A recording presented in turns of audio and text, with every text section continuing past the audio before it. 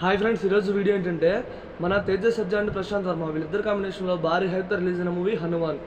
మరి హనుమాన్ మూవీ కోట్ల వర్షం కురిపిస్తుంది, అసలు ఏమన్నా దూసుకుపోతుందా?